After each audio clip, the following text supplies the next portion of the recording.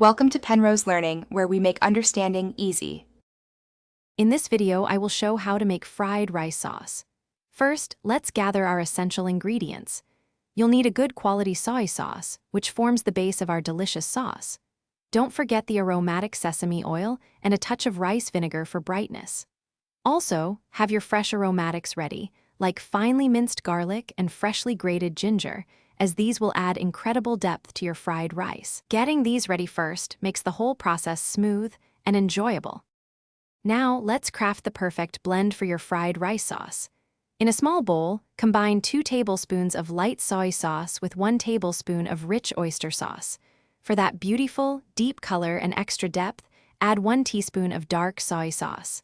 Next, incorporate 1 teaspoon of fragrant sesame oil, which brings a wonderful nutty aroma. Finally, whisk in 1/2 teaspoon of white pepper and 1 teaspoon of sugar to balance all the incredible flavors perfectly. To elevate your fried rice sauce, consider some fantastic flavor boosters and variations. For an extra layer of savory umami, a dash of fish sauce works wonders. If you enjoy a little warmth, a small amount of chili garlic sauce can introduce a pleasant heat without overpowering the dish.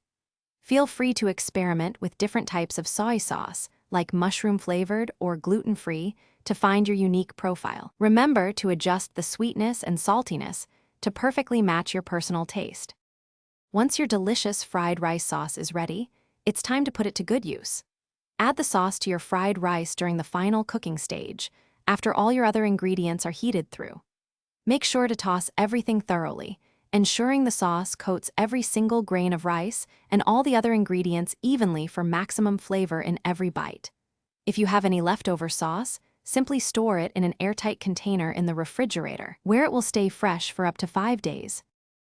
Thanks for watching. If this was helpful, leave a like and consider subscribing. See you next time.